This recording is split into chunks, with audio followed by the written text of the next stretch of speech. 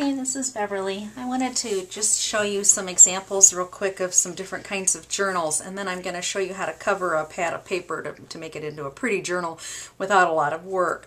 So you can certainly purchase a lined journal at lots of different places. I think most of these either came from Michael's or Target or Joann's.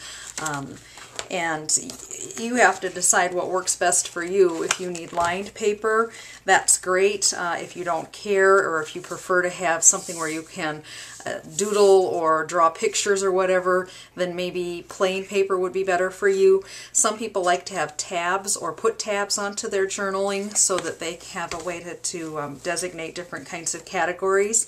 This is one that I made with my Bind It All.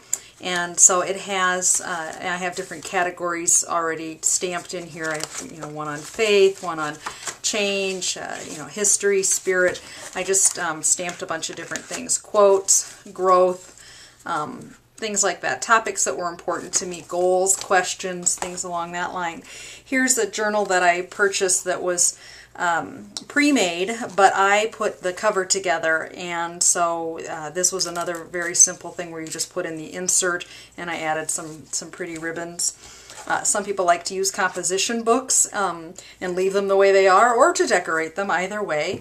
And other people prefer to use more of a diary format, and that's fine to do as well. So here's a big calendar that some people just want to take little quick jots and notes and things. Okay, I'm going to show you how to cover up a memo pad with some pretty paper. So this memo pad happens to be easy to do because it already has the measurements on here. It's 5 inches by 8 inches. So I already cut a piece of paper 8 inches long, and because I know that this is 5 inches and it's going to be able to go around the edges, it'll fit. A 12-inch piece of paper will fit just fine with just a tiny bit of an overlap, and I'll need to score it for the edges. These aren't very thick, so about 1/4 inch will be fine if I leave a fold for that. I like to use double-sided paper because I want the inside to be as pretty as the outside. And this happens to be paper from Graphic 45. It's the Domestic Goddess Collection Happy Homemaker. And then the other thing that I want to do is that I will cover this top part up because I don't really care for that. If you have some paper that you really like the design or whatever, you can try to get it so that you've got maybe a little saying or something that's that you really like to see there. But on this, I don't really care where it is, so I'll just cut it off the end and glue that onto this tab. So what I need to do first, though, is make my folds for my edges. So I need to line up my paper, and I'm going to offset it just a little bit because I don't want it to meet up exactly in the middle.